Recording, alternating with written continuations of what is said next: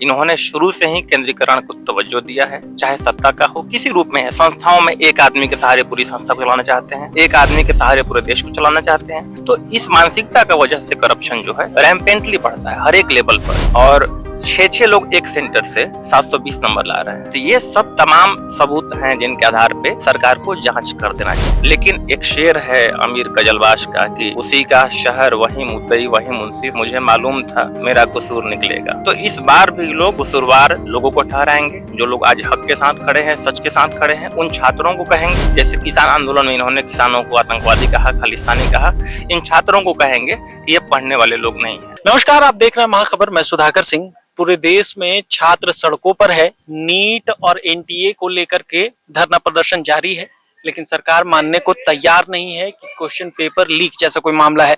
हमारे साथ बातचीत करने के लिए ज्ञान प्रकाश हैं, छात्र राजद के साथ जुड़े हुए हैं, उसके समर्थक हैं, और हम बातचीत करके समझने की कोशिश करते हैं कि ये उस पूरे मामले को, पूरे मुद्दे को कैसे देखते हैं।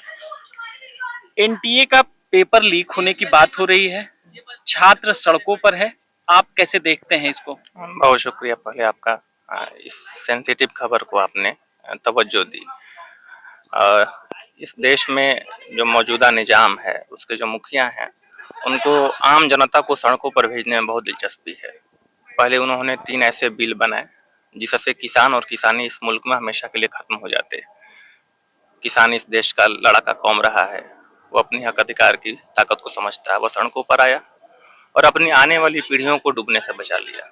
इस बार इन्होंने चुनौती छात्रों के सामने रख दिया है, और इसके आप अगर बेस में जाएंगे, बुनियाद में, तो मैं समझता हूं जो केंद्रीकृत करने की मानसिकता है भारतीय जनता पार्टी की, एग्जाम कराने की पूरी प्रक्रिया को एनटीए के माध्यम से सेंट्रलाइज कर दिया। नीट भी जो है, जो AIPMT पहले होता था और स्टेट के अलग अलग प्री मेडिकल टेस्ट होते थे, उनको हटा के जो नीट लाया गया, यह भी उसी सेंट्रलाइज टेंडेंसी को रिप्रेजेंट करता है। और जहां जहां केंद्रीकृत मानसिकता विकसित हुई है पूरी दुनिया में, वहां वहां करप्शन बढ़ा है। तो यह कोई नई बात नहीं है। इन्होंने शुरू से ही केंद्रीकरण को तवज्जो दिया है, चाहे सत्ता का हो किसी रूप में है। संस्थाओं में एक आदमी के सहारे पूरी संस्था को चलाना चाहते हैं, एक आदमी के सहारे पूरे देश को चलाना चाहते हैं। तो इस मानसिकता का वजह से करप्शन जो है रैम्पेंटली बढ़ता है हर एक लेवल पर। और इन्होंने पिछले कुछ सालों में शिक्षा हो और परीक्षा का जो नियंत्रण है, इन्होंने निजी हाथों में बेच दिया है। निजी हाथों में बेचेंगे तो बिचौलिए किस्म के लोग, उनकी दखल बढ़ेगी, स्वाभाविक सी बात है। और जिस परीक्षा का माध्यम से सिंपल डॉक्टर्स बनते एग्जाम देकर, उसमें गरीबों के पॉकेट से पैसा जो है, उनकी मेहनत का पैसा, वह बाहर नहीं आता, लेकिन इन्होंने खरबों रुपए की उगाही बिचौलियों के माध्यम से कर ली। और यह कह रहा है, एनटीए ने कहा है कि हम 14 को रिजल्ट को जारी करने वाले थे, लेकिन 4 को ही किया। इन्होंने चुनावी नतीजे उस दिन आ रहे थे, उसकी आड़ में इतनी बड़ी स्कैम को ये लोग अंजाम दे रहे थे। इसी देश में सुप्रीम कोर्ट के फटकार लगाने पर इलेक्ट्रोल बॉन्ड का डेटा 3-3 बार फटकार लगाती है सुप्रीम कोर्ट, तब जाके बाहर आता है। और आप कहाँ से आए हैं भाई कि आप जो है 14 को घोषणा करते हैं रिजल्ट देने की और 4 को ही कर देते हैं आप। इसके अलावा आप देखेंगे 13 लोगों के बिहार में उनकी गिरफ्तारी हुई है बिहार के अंदर, और 6 लोग एक सेंटर से 720 नंबर ला रहे हैं। तो ये सब तमाम सबूत हैं जिनके आधार पे सरकार को जांच कर देना चाहिए। लेकिन एक शेर है अमीर कजलवास का कि उसी का शहर वही मुद्दई वही मुंसिफ, मुझे मालूम था मेरा कसूर निकलेगा। तो इस बार भी लोग कसूरवार लोगों को ठहराएंगे। जो लोग आज हक के साथ खड़े हैं, सच के साथ खड़े हैं, उन छात्रों को कहेंगे, जैसे किसान आंदोलन में इन्होंने किसानों को आतंकवादी कहा, खालिस्तानी कहा, इन छात्रों को कहेंगे कि ये पढ़ने वाले लोग नहीं है। अब बताइए, मैं आप ही का इंटरव्यू देख रहा था, किसी छात्रों को 600 नंबर आया है, 550 नंबर आया है। आज वह जंतर मंतर पे कड़ी धूप और चिलचिलाती धूप के बीच बैठा हुआ है। वह क्यों बैठा हुआ है? उसको ये लोग बिना पढ़ने वाला छात्र घोषित कर देंगे। तो यह इनकी विचित्र मानसिकता जो है वह दर्शाती है। एनटीए लगातार जब से बना है तब से संशय के घेरे में है। पेपर लीक के मामले लगातार उन पे आते रहे हैं, और ये पहला मामला नहीं है जो पेपर लीक का है। लेकिन सरकार अपने गिरेबान में झांकने की बजाय ये लगातार कह रही है कि ऐसा कोई मामला नहीं है। जी, वही सरकार हर एक चीज जो है, हर एक चीज का जो दोषारोपण है, वह जो सफरिंग एंड पे है, मैंने जो अभी शेर पढ़ा उसके कॉन्टेक्स्ट में दिखाया, जो सफरिंग एंड पे है उसी पे दोषारोपण भी कर देना है। भाई आपके पास एजेंसीज है आपके पास ताकत है, आप जांच करवा लीजिए। आप क्यों उन लोगों पे मरना चाहते हैं सारा दोष जो कमजोर लोग हैं? छात्रों ने अपनी ताकत एग्जाम देने में लगाई, टीचर्स ने पढ़ाया उनको, पेरेंट्स ने उनको एक माहौल मुहैया कराया, यह उनका काम था। आपका काम था कि ईमानदारी से उस परीक्षा को कंडक्ट कराते। गलती आपसे हुई है तो आपकी जिम्मेदारी बनती है, लेकिन जो हमारे शिक्षा मंत्री हैं, हाँ, उनका बयान पढ़िए कि कहीं भ्रष्टाचार हुआ ही नहीं है। जैसे कुछ लोग कहते हैं कि सीमा पर चीन आया ही नहीं है, हाँ, बिना कोई बात किए वहां के लोगों से, जबकि हमने लद्दाख के अंदर देखा है लोगों को प्रोटेस्ट करते हुए। हाँ, हमने उसी लद्दाख के अंदर एक वहां के जो सोशल एक्टिविस्ट हैं उनको हमने प्रोटेस्ट करते हुए देखा है। तो ये सरकार किसी भी तरह की जिम्मेदारी से खुद को मुक्त करना चाहती है, क्योंकि लोक लाज सरकार को जनता के प्रति अकाउंटेबल बनाता है। इनमें लोक लाज एक रत्ती भर का नहीं है। तो लोक लाज जब नहीं रहेगा तो ऐसी बयानबाजी, ऐसी छिछली बयानबाजी आम होती जाएगी, जो जनता के बीच बहुत बेशर्मी के साथ आप रखते जाएंगे। छात्र परेशान था, किसान परेशान था, नौकरी वाले लोग परेशान हैं, आर्मी में बहाली नहीं हो रही है, तमाम लोग परेशान हैं। फिर भी इस बार जो जनाधार आया उनको मैंडेट तो मिल गया, जोड़ तोड़ की सरकार भी बना ली, तीसरी बार मोदी जी प्रधानमंत्री भी बन गए। तो उनका कहना है कि अगर इतना ही सब कुछ था तो मुझे जनता ने चुना क्यों, विपक्ष को क्यों नहीं चुना? तो इसका क्या रास्ता निकलेगा? वह जनता से 400 मांग रहे थे, जनता ने उनको 240 दिया है। स्पष्ट कर दिया है कि आप इस देश को रूल करने के लायक नहीं है। तो राहुल गांधी जी ने कहा कि ये जो मैंडेट है एक चीज को रेखांकित करता है स्पष्ट शब्दों में कि जनता ने आप दोनों को और आपके जो दो लोग और हैं जिनके पैसे के बल पे आप जमहूरियत को खरीद लेना चाहते थे, उन दोनों को आपने रिजेक्ट कर दिया है, जनता ने रिजेक्ट कर दिया है। यह मैंडेट उसी का था। तो ये 400 मांग रहे थे, 240 पे पहुंच गए हैं। और इस बार का जो गठबंधन है वह कब टूटेगा कोई ठीक नहीं है। इसकी बैसाखी वाला गठबंधन है, यह दोनों तरफ से खींचतान होगा।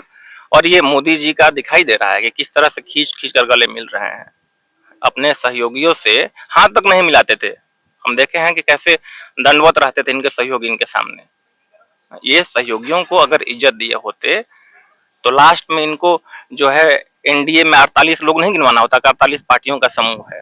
लास्ट में जो है हमने जब इंडिया अलायंस बनाया तो इन्होंने दिखाया कि हमारे पास भी 48 लोग हैं। पता चला उसमें 30 ऐसे लोग हैं जिनका कोई आज तक एमपी ही नहीं बना है, 30 ऐसे पार्टी के लोग वहां पे हैं। तो जनता ने इनको मजबूर कर दिया है कि आप अपने सहयोगियों का कद्र करें। मजबूर वाली सरकार, जो इस देश के मान्यवर कांसीराम कहते थे कि गरीबों कमजोर लोगों के लिए मजबूत नहीं बल्कि मजबूर सरकार चाहिए, तो इस बार एक मजबूर सरकार है जो बैसाखी की सरकार है और इनको कॉम्प्रोमाइज करना होगा। अब सुबह उठेंगे, शाम को टीवी खोलेंगे, पता चला नोट बंद हो गया, पता चला कि आपने लॉकडाउन लगा दिया है, यह चीज नहीं होने वाला है। यह जो आपने एक तरफा डिसीजन लिया बिना किसी का ख्याल किए हुए, गरीब लोगों का, कमजोर लोगों का, मजदूरों का, किसानों का, वह इस देश में अब नहीं चलने वाला है। जनता ने सीधे तौर पे इसको रिजेक्ट किया है कि किसी भी तरह के एक अधिकार को हम लोग रिजेक्ट करते। इस बार परिणाम जो चुनाव में आए हैं, पहले से बेहतर राजद ने परफॉर्म किया है। आपकी पार्टी राजद और आपके नेता तेजस्वी यादव का इस पे क्या कहना है, क्या बयान है? लेकिन निश्चित तौर पर हमारे पास पिछली बार आप जाएंगे तो जो महागठबंधन था तब इंडिया अलायंस नहीं था, 1 सीटें थी हमारे पास थी किशनगंज की। इस बार हमारे पास 9 सीटें हैं, तो स्वाभाविक सी बात है हम 9 गुना आगे बढ़े हैं। वोट शेयर के मामले में भी अगर आप जाएंगे तो भारतीय जनता पार्टी का जो गठबंधन है, जो कमोबेश वही था, नीतीश जी थे, चिराग जी थे और भाजपा थी, उस अलायंस को 53-54% वोट आया था पिछली बार। इस बार उनका वोट शेयर जो है वह घट के 46% हो गया है। हमारा वोट शेयर जो 31% था इस बार बढ़ के 39 हो गया है। तो हम तो आगे बढ़ रहे हैं। हमें जनता ने 8% ज्यादा बढ़ाया आगे, उनको जनता ने 7% पीछे ढकेल दिया है।